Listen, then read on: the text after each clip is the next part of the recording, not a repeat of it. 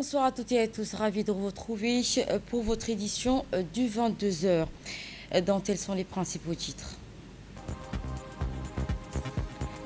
Nous verrons l'ouverture officielle de l'atelier de renforcement des capacités des jeunes, une initiative conjointe du ministère de l'Emploi et du MEMFAB visant à améliorer les compétences professionnelles et l'employabilité des jeunes. Iran et États-Unis, tension ravivée entre Washington et Téhéran après le rejet par Donald Trump de la réponse iranienne. Bonsoir à toutes et à tous et merci de nous avoir rejoints. Tenue samedi dernier à la magistrature suprême, la cérémonie d'investiture du président de la République marquée par un moment hautement symbolique de la vie politique nationale réunissant plusieurs chefs d'État et des dirigeants venus de divers horizons. La cérémonie d'investiture présidentielle dépasse ainsi le simple cadre protocolaire. Elle représente un moment fort de la vie nationale marqué à la fois par la consécration politique et la continuité républicaine et une projection stratégique du pays vers l'avenir. À cette occasion, l'État réaffirme la solidité de ses institutions, la permanence de son autorité et les grandes orientations qui guideront son action dans les années à venir. Djibouti, ainsi cette investiture qui a revêtu une dimension particulière en raison de la forte mobilisation populaire et de la présence de nombreuses délégations étrangères venues témoigner sur le rôle stratégique croissant du pays sur la scène régionale et internationale. Dans ce contexte, le discours présidentiel dépasse le cadre formel pour s'imposer comme une véritable feuille de route politique, économique et sociale pour ce nouveau mandat. Dans son discours, le président de la République a mis l'accent sur la consolidation de sa légitimité politique et la préservation de la stabilité nationale dans un environnement régional marqué par des fortes tensions. Voici la première partie du discours. Notre peuple se distingue par une identité forte, forgée par l'histoire et enrichie par la diversité. Cette identité repose sur des valeurs profondément ancrées, la tolérance, la paix, la fraternité et la solidarité. Ces valeurs ne sont pas seulement des principes, elles sont une réalité vécue. Elles ont permis à notre nation de surmonter les épreuves, de préserver son unité et de consolider sa stabilité dans un environnement souvent incertain. Notre résilience collective est l'une de nos plus grandes forces. Elle nous a permis de faire face aux défis du passé. Elle continuera de nous guider dans les transformations à venir. C'est dans cet esprit que s'inscrit l'action diplomatique de Djibouti, une diplomatie fondée sur le dialogue, la coopération et la recherche permanente de la paix. Car nous savons que sans paix, il ne peut y avoir de développement durable et sans stabilité, il ne peut y avoir de prospérité partagée. Cependant, et je souhaite le dire sans détour, la stabilité ne doit jamais être un prétexte à l'immobilisme. Elle ne doit pas freiner notre ambition. Elle ne doit pas limiter notre capacité à nous transformer. Au contraire, la stabilité doit être un levier, un fondement solide sur lequel bâtir l'avenir, une condition favorable pour engager les réformes nécessaires et répondre aux aspirations légitimes de notre peuple. Ce premier axe qui traduit une volonté claire, ancrée dans la continuité de l'État, dans la stabilité institutionnelle et diplomatique. Les éclairages avec Ford Smith. Le chef de l'État a placé sa réélection dans le cadre d'une continuité institutionnelle assumée en mettant en avant la régularité du scrutin du 10 avril 2026 ainsi que le score obtenu. Le discours présente ici le vote comme une validation populaire du bilan de la vision portée par le président de la République. Objectif est clair, associer stabilité politique et continuité du pouvoir. Mais au-delà de la dimension électorale, Nagat, le message central de l'intervention du chef de l'État reposait surtout sur l'unité nationale. Le président a insisté sur les valeurs de paix, de fraternité, de résilience qui, selon lui, ont permis à Djibouti de préserver sa cohésion dans un environnement régional souvent instable. Le discours dessine là aussi l'image d'un État qui fait de la stabilité non pas une fin en soi, mais la condition essentielle du développement, de la préservation de la souveraineté nationale.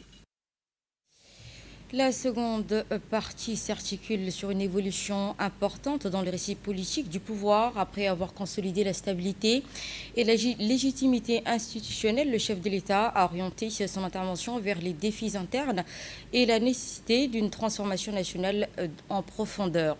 À travers cette séquence, le discours met en lumière les priorités de gouvernance interne, notamment la modernisation des services publics, le renforcement du capital humain et la réponse aux attentes sociales et économiques des populations. Il s'agit d'un appel clair à accélérer les réformes structurelles pour accompagner les mutations. Voici la seconde partie du discours du président. Notre peuple se distingue par une identité forte, forgée par l'histoire et enrichie par la diversité. Cette identité repose sur des valeurs profondément ancrées: la tolérance, la paix, la fraternité et la solidarité. Ces valeurs ne sont pas seulement des principes, elles sont une réalité vécue. Elles ont permis à notre nation de surmonter les épreuves, de préserver son unité et de consolider sa stabilité dans un environnement souvent incertain. Notre résilience collective est l'une de nos plus grandes forces. Elle nous a permis de faire face aux défis du passé. Elle continuera de nous guider dans les transformations à venir. C'est dans cet esprit que s'inscrit l'action diplomatique de Djibouti, une diplomatie fondée sur le dialogue, la coopération et la recherche permanente de la paix. Car nous savons que sans paix, il ne peut y avoir de développement durable et sans stabilité, il ne peut y avoir de prospérité partagée. Cependant, et je souhaite le dire sans détour, la stabilité ne doit jamais être un prétexte à l'immobilisme. Elle ne doit pas freiner notre ambition. Elle ne doit pas limiter notre capacité à nous transformer. Au contraire, la stabilité doit être un levier, un fondement solide sur lequel bâtir l'avenir, une condition favorable pour engager les réformes nécessaires et répondre aux aspirations légitimes de notre peuple. Mes chers compatriotes, les défis auxquels nous faisons face sont nombreux et complexes. Ils exigent de nous une vision claire, une action cohérente et une détermination constante. Le défi sanitaire demeure au cœur de nos priorités. Nous allons poursuivre nos efforts pour garantir un accès équitable aux soins, améliorer la qualité des services de santé et renforcer la résilience de notre système face aux crises. Le défi de l'éducation et de la formation est tout aussi crucial. L'éducation est la clé de notre avenir. Elle est le socle sur lequel repose toute stratégie de développement. Nous avons accompli des progrès importants en matière d'accès à l'enseignement. Aujourd'hui, notre responsabilité est d'aller plus loin. Il nous faut améliorer la qualité de l'enseignement, moderniser les programmes et surtout assurer une meilleure adéquation entre la formation et les besoins du marché du travail. Car c'est à cette condition que nous pourrons offrir à notre jeunesse des perspectives concrètes et durables. C'est à cette condition que nous pourrons réduire le chômage et valoriser les compétences nationales. La jeunesse djiboutienne est une richesse inestimable. Elle est porteuse d'énergie, d'idées et d'ambition. Elle doit être accompagnée, encouragée et pleinement intégrée dans la dynamique de développement de notre pays. Les femmes djiboutiennes, quant à elles, jouent un rôle essentiel dans notre société. Leur contribution est déterminante, tant sur le plan économique que social. Il est de notre devoir de renforcer la participation à tous les niveaux de responsabilité et de garantir l'égalité des chances, car le progrès d'une nation se mesure aussi à la place qu'elle accorde à ses femmes. Le développement que nous poursuivons sera un développement inclusif, un développement qui ne laisse personne de côté, un développement qui profite à toutes ces régions, à toutes les catégories sociales et à toutes les générations. C'est pourquoi la solidarité nationale restera au cœur de notre action publique. Elle guidera nos politiques économiques et sociales. Elle se traduira concrètement par la réduction des inégalités, par le soutien aux plus vulnérables et par une meilleure représentation des fruits de la croissance. Car un pays ne peut avancer durablement que s'il progresse de manière équilibrée. La cohésion sociale est une des conditions essentielles de la stabilité et du développement. Voici encore Fardous Hussein pour le décryptage de la seconde partie, axée sur les défis internes. De son intervention, le chef de l'État Ismaël Omar Guelleh a cité une phrase que je vous lis, donc le passage le plus révélateur est sans nul doute: la stabilité ne doit jamais être un prétexte à l'immobilisme. À travers cette affirmation, le président reconnaît implicitement qu'une stabilité politique durable ne peut conserver sa force que si elle s'accompagne de progrès visibles dans la vie quotidienne des populations. Autrement dit, la paix civile doit désormais produire davantage de résultats économiques et sociaux. C'est dans cette logique que le discours accorde une place centrale au capital humain tel que la santé, l'éducation, formation et emploi apparaissent comme les nouveaux piliers du développement national. Le chef de l'État insiste particulièrement sur l'adéquation entre la formation et les besoins du marché du travail, signe d'une volonté de répondre plus directement aux préoccupations de la jeunesse et aux défis du chômage. La jeunesse djiboutienne est d'ailleurs représentée comme une ressource stratégique pour l'avenir du pays. Le discours valorise son énergie, son ambition, sa capacité d'innovation, tout en appelant à mieux intégrer dans la dynamique économique nationale. Même volonté concernant les femmes dont le rôle économique et social est clairement mis en avant comme facteur de progrès et de modernisation. Le président a également insisté sur la nécessité d'un développement plus inclusif. Derrière cette orientation se dessine l'objectif de réduire les inégalités sociales et les territoires afin de renforcer la cohésion nationale. La solidarité est ainsi présentée non seulement comme une valeur morale, mais comme un instrument de stabilité durable.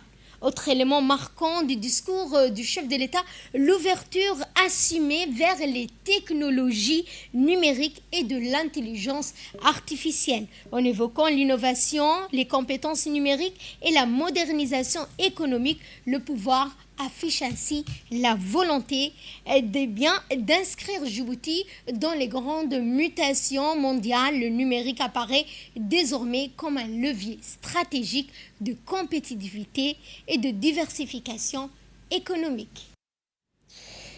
La projection de Djibouti dans l'avenir et dans le monde, dans la dernière partie de son discours, le président de la République a élargi sa réflexion à la place de Djibouti dans le monde ainsi que la vision stratégique qu'il entend porter pour les années à venir. Il a ainsi esquissé les grandes orientations destinées à renforcer le positionnement international du pays, consolider son attractivité et à accompagner son développement dans un environnement global en constante mutation. Cette projection traduit une ambition assumée, faire de Djibouti un acteur encore plus visible, compétitif et influent, capable de tirer profit des dynamiques régionales et mondiales. Voici la dernière partie du discours du président. Écoutons. Le monde connaît aujourd'hui des mutations profondes, notamment dans le domaine des technologies numériques et de l'intelligence artificielle. Ces transformations offrent des opportunités considérables pour accélérer notre développement, améliorer la production et moderniser notre économie. Nous allons nous inscrire pleinement dans cette dynamique. C'est pourquoi nous allons investir dans les compétences, encourager l'innovation et créer un environnement favorable à l'émergence de nouvelles activités. Mais nous serons vigilants face aux risques car le progrès technologique doit être maîtrisé, encadré et mis au service de l'intérêt général. Il ne doit pas fragiliser notre cohésion sociale ni remettre en cause nos valeurs fondamentales. Dans le même temps, nous continuerons à exploiter pleinement le potentiel économique de notre pays. Djibouti dispose d'atouts stratégiques majeurs, une position géographique exceptionnelle, des infrastructures modernes et une ouverture sur les marchés internationaux. Ces atouts, nous allons les consolider par des réformes ambitieuses. Nous allons moderniser notre appareil productif, diversifier nos sources de croissance et renforcer l'attractivité de notre économie. Nous allons également faire évoluer notre écosystème de communication afin qu'il soit en phase avec les transformations de notre société et les exigences de notre développement. Dans le monde d'aujourd'hui, aucune nation ne peut prospérer dans l'isolement. Les crises récentes nous ont rappelé à quel point nos destins sont liés. Les défis globaux, qu'ils soient climatiques, sanitaires ou économiques, appellent des réponses collectives. Pour l'Afrique, l'intégration constitue une voie essentielle. Elle représente une opportunité historique pour renforcer nos échanges, développer nos économies et affirmer notre place dans le monde. Djibouti continuera de s'engager résolument en faveur de cette intégration, dans le respect de ses engagements continentaux et dans un esprit de solidarité africaine. L'avenir de notre pays dépend de notre capacité à rester unis, à faire preuve de responsabilité et à agir avec détermination. Les défis sont réels, mais notre volonté est forte. Les obstacles existent, mais notre ambition est intacte. Je suis convaincu que Djibouti dispose de tous les atouts nécessaires pour réussir. Ensemble, nous allons construire une nation plus prospère, plus juste et plus solidaire. Je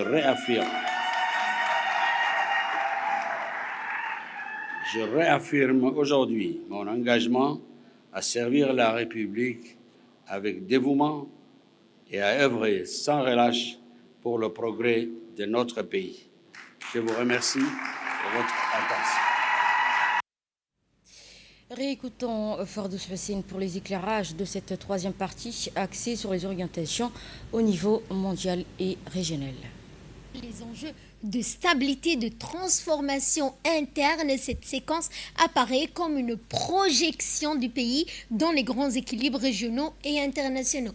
Le chef de l'État Ismaël Omar Guelleh inscrit d'abord Djibouti dans le contexte de profondes mutations mondiales, ces crises économiques, bouleversements géopolitiques, défis climatiques, transformations technologiques sont présentés comme des réalités qui redessinent les rapports entre les nations face à ces évolutions.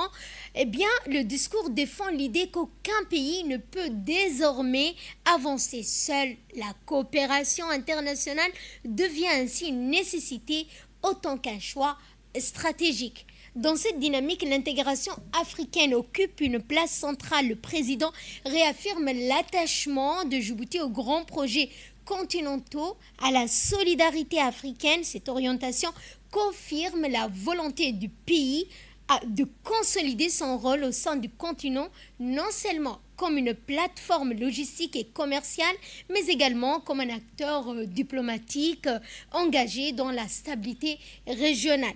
Le discours met également en avant les atouts stratégiques de Djibouti, sa position géographique, ses infrastructures modernes et son ouverture sur les marchés internationaux. À travers cette vision, le pouvoir cherche désormais à projeter l'image d'un pays capable de transformer sa situation géographique en une puissance économique régionale. En conclusion, ce que l'on peut donc retenir globalement du discours du chef de l'État, il réaffirme tout d'abord sa confiance dans les capacités du peuple djiboutien. Le chef de l'État, Ismaël Omar Guelleh, cherche notamment à installer une perspective d'espérance, de mobilisation collective et de maîtrise de l'avenir. Cette dernière séquence devient finalement, elle vient clore le discours sur une idée. Djibouti ne veut plus seulement être perçu comme un État stable dans la région, mais comme une nation ambitieuse, moderne et pleinement tournée vers le futur. Car la réussite des ambitions nationales évoquées dans ce discours repose désormais sur une administration capable de conjuguer vision stratégique, cohérence de l'action publique et proximité avec les réalités quotidiennes des Djiboutiens. Après cette analyse consacrée aux grandes orientations du discours présidentiel, l'actualité nationale s'est déroulée autour du renforcement des capacités des jeunes pour un impact durable. L'atelier de renforcement des capacités des jeunes placés sous le thème du développement des compétences pour un impact durable s'est tenu aujourd'hui dans les locaux de l'hôtel L'Escale International. L'événement qui a réuni autorités gouvernementales, partenaires internationaux et jeunes bénéficiaires autour des enjeux majeurs liés à l'emploi et à la formation. Cette initiative s'inscrit dans le cadre des efforts nationaux et internationaux visant à promouvoir l'autonomisation des jeunes et à renforcer leur employabilité et à encourager également leur participation active au développement économique et social du pays. Cette cérémonie qui a été marquée par la présence Madame Fadila Kiyou, directrice régionale de la Banque mondiale pour la région du Moyen-Orient, de l'Afrique du Nord, l'Afghanistan et le Pakistan. Sa participation témoigne de l'engagement constant de l'institution en faveur du développement capital humain et de l'insertion professionnelle des jeunes. Ateliers co-présidé par le ministre de l'Emploi et celui de l'Éducation nationale. Structurante pour le renforcement des compétences nationales à Djibouti. Permettez-moi avant tout de saluer l'engagement fort du gouvernement de Djibouti et en particulier celui du ministère du Travail, du ministère de l'Éducation nationale et du ministère des Finances qui ont fait du capital humain l'un des piliers centraux de la transformation économique du pays, conformément aux orientations du Plan national de développement. Le programme que nous lançons aujourd'hui répond à un constat partagé. Djibouti met en œuvre un nombre croissant de projets de développement, mais fait encore face à un déficit d'expertise locale dans des domaines techniques critiques pour leur réussite. Cette situation entraîne une dépendance excessive aux consultants externes et limite parfois l'appropriation nationale des normes, des procédures et des outils de gestion. Le projet Skills, soutenu par la Banque mondiale, a précisément pour ambition de répondre à ce défi de manière structurelle. Il vise à bâtir un vivier national, durable, de jeunes professionnels qualifiés, c'est vous tous ici, capables d'accompagner efficacement la conception, la mise en œuvre, le suivi et la gestion des projets publics financés par l'État et ses partenaires. Engagé également dans la modernisation du système éducatif et la promotion de l'emploi des jeunes, le ministère de l'Éducation nationale et de la formation professionnelle a lancé cet atelier ce lundi Atelier stratégique consacré au développement des compétences pour un impact durable. Voici les propos du ministre à cette occasion. Je suis très heureux de prendre la parole à l'occasion de cette journée d'immersion organisée par la Banque mondiale dans le cadre du projet Skills. Cette rencontre illustre notre conviction profonde. L'avenir de Djibouti repose donc sur la qualité de ses ressources humaines et sur la compétence de sa jeunesse et sur sa capacité à répondre aux besoins réels de notre économie. Aujourd'hui, sous l'impulsion de son Excellence le Président de la République, son Excellence Ismaël Omar Guelleh, la formation professionnelle est devenue un choix stratégique pour préparer des jeunes qualifiés, certifiés et immédiatement opérationnels. Notre ambition n'est pas seulement donc de former davantage, mais de former mieux, en lien direct avec les exigences du marché du travail et des grands projets de développement. Chers jeunes, votre parcours force le respect. Vous avez été choisis de compléter vos études par des compétences concrètes, utiles et recherchées. Vous avez accepté l'effort, la discipline et l'exigence. À travers donc cette formation, vous allez consolider des savoirs essentiels en communication professionnelle, en leadership, en gestion administrative, finances publiques et droit du travail. Je pense que c'est les différentes compétences qui ont été donc sélectionnées pour vous, pour que vous puissiez donc suivre ces formations. Et c'est réellement un besoin qui se fait sentir sur le marché djiboutien. Donc, vous êtes également spécialisé dans le domaine décisif, tel que la passation des marchés, le suivi et l'évaluation, les sauvegardes environnementales et sociales, ainsi que l'hygiène, la santé et la sécurité au travail. Donc l'immersion d'aujourd'hui vous met en contact direct des procédures, des normes et des pratiques des projets internationaux.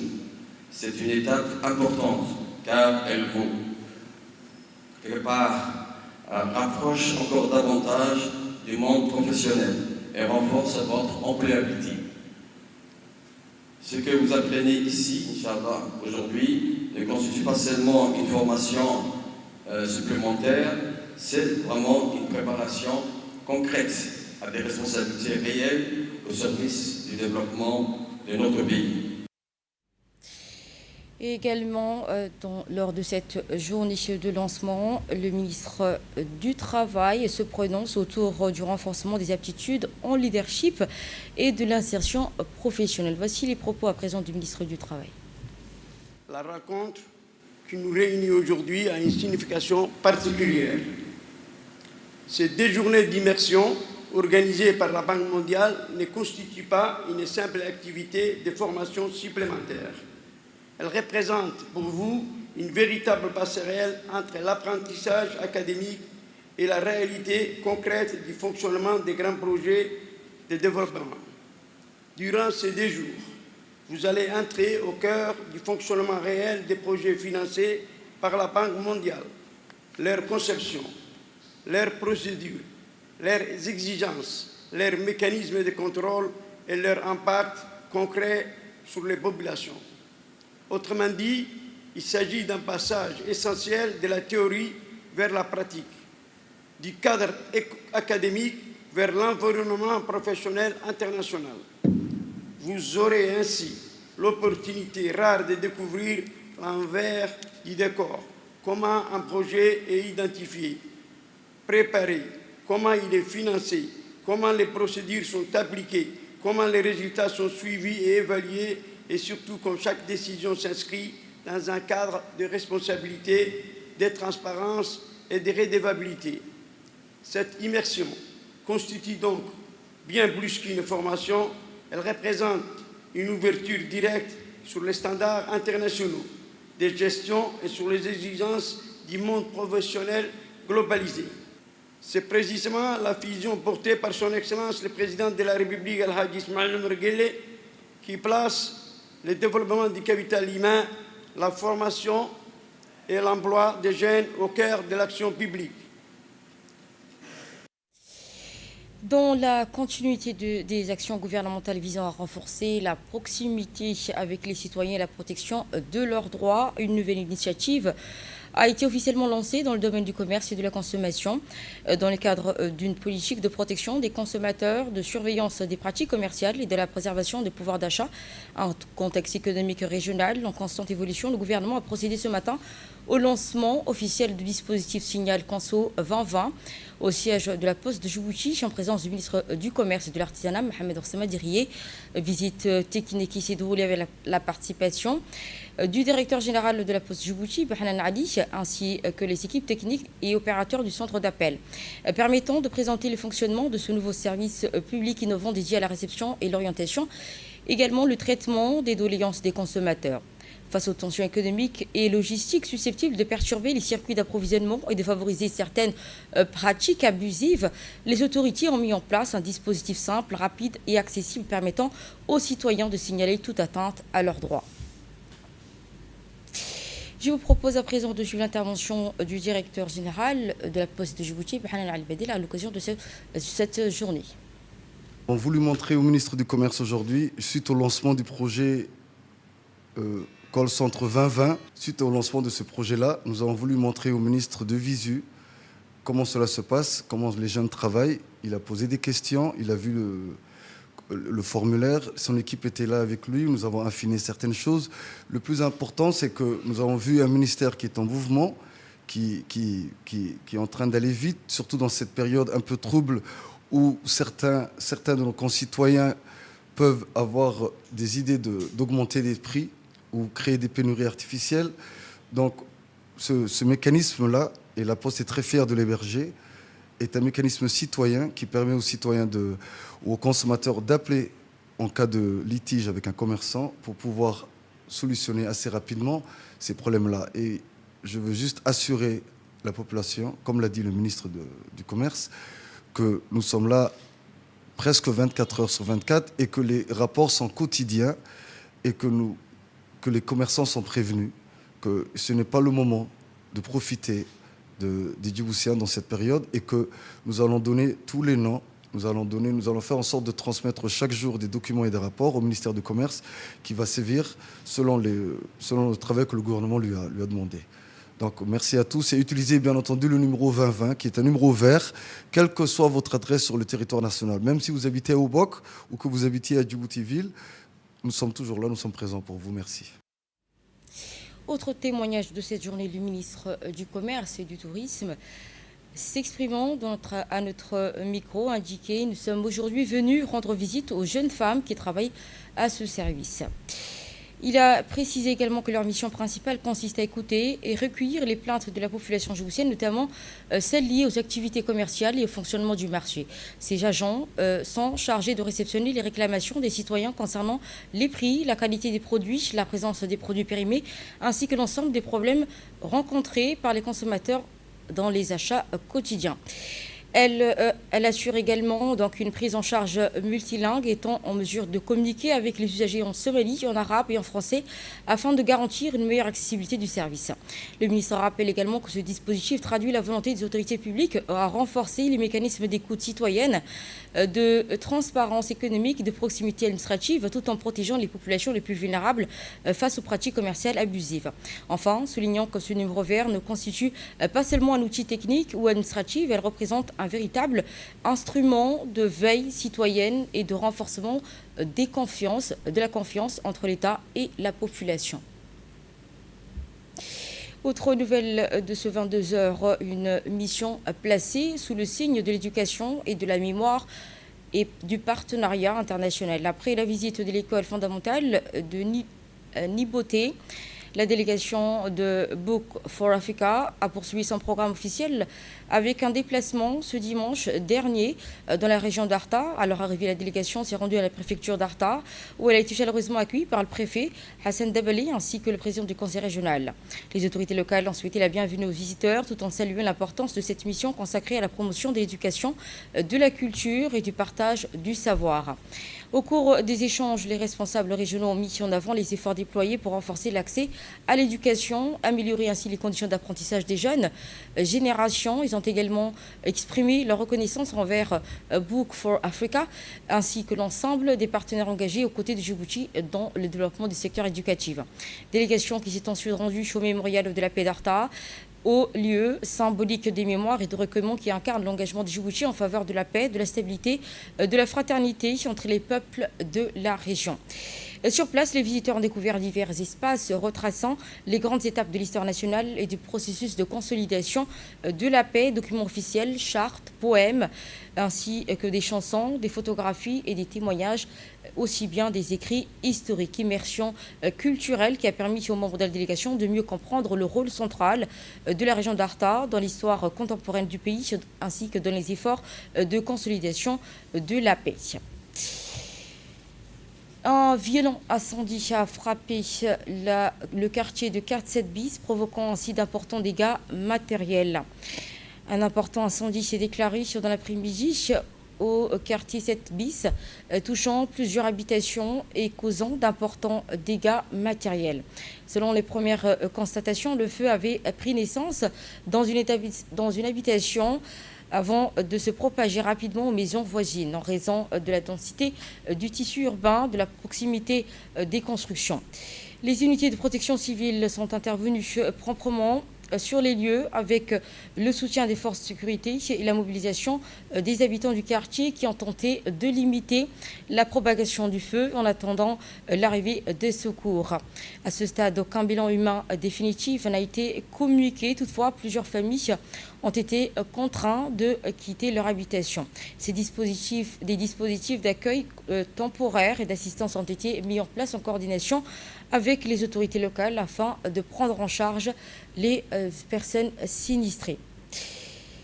Nécrologie à présent, c'est avec une profonde tristesse et une vive émotion que nous avons appris le décès de notre confrère Magdi Mohamed Mourbil, survenu dans la nuit d'hier au Caire, en Égypte, à des suites d'une longue maladie. Né en 1958, le défunt comptait parmi les figures emblématiques de l'audiovisuel djiboutien au sein de la radio-télévision de Djibouti. Il a également consacré une trentaine d'années de sa vie au service de l'information nationale en tant que journaliste, présentateur des journaux, ainsi qu'animateur d'émissions radiophoniques et télévisées en langue arabe. Professionnel, rigoureux, passionné et profondément engagé, Feu Magdi Mohamed Mourbil était unanimement reconnu pour son sérieux, son sens du devoir et la qualité de son travail. Au-delà de ses compétences, il laisse le souvenir d'un homme bienveillant, respecté et apprécié de ses collègues qui saluent aujourd'hui sa mémoire avec une grande émotion. Le défunt laisse derrière lui une épouse et 3 enfants, ainsi qu'un parcours professionnel riche et exemplaire. Il restera durablement gravé dans la mémoire de la famille médiatique nationale.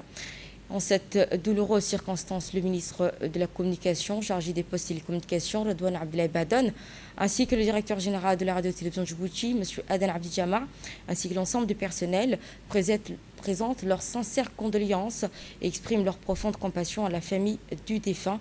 Inna lillahi wa inna ilayhi raji'un.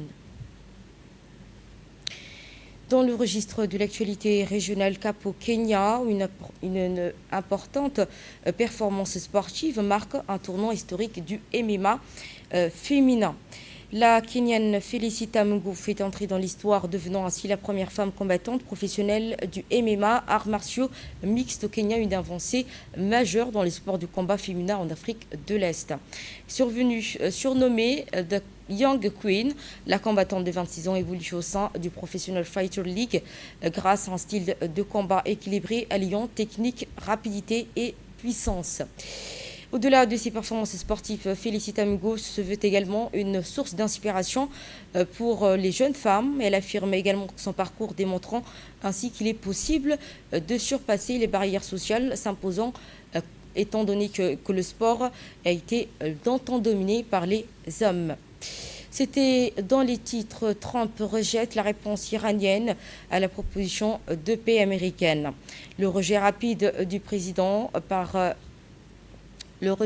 par le président américain Donald Trump de la réponse iranienne à une proposition de paix des États-Unis a entraîné une hausse des prix des pétroles Solandiche, évolution qui intervient dans un contexte de forte tension liée à la poursuite du conflit désormais entré dans sa deuxième semaine, paralysant ainsi le trafic maritime du détroit d'Ormuz. Quelques jours après une initiative américaine visant à relancer les négociations, l'Iran a répondu en appelant à la fin des hostilités sur plusieurs fronts, notamment le Liban, où Israël, allié des États-Unis, est engagé contre le Hezbollah soutenu par Téhéran. Téhéran a également exigé des compensations pour les dommages de guerre, la levée des sanctions, la fin du blocus maritime et la garantie des droits du détroit d'Ormuz. La télévision officielle iranienne de l'agence ont insisté sur la levée des restrictions sur les exportations pétrolières iraniennes ainsi que la reprise normale du commerce maritime dans le détroit d'Ormuz. Cette impasse diplomatique provoque ainsi une hausse d'environ $3 du baril de pétrole. Le détroit d'Ormuz, axe stratégique majeur par lequel transite près de 20% du pétrole. Ce sera tout donc. Merci à toutes et à tous de nous avoir suivis. Vous étiez sur Télé Djibouti. Merci à l'équipe de l'ERJ qui m'accompagne.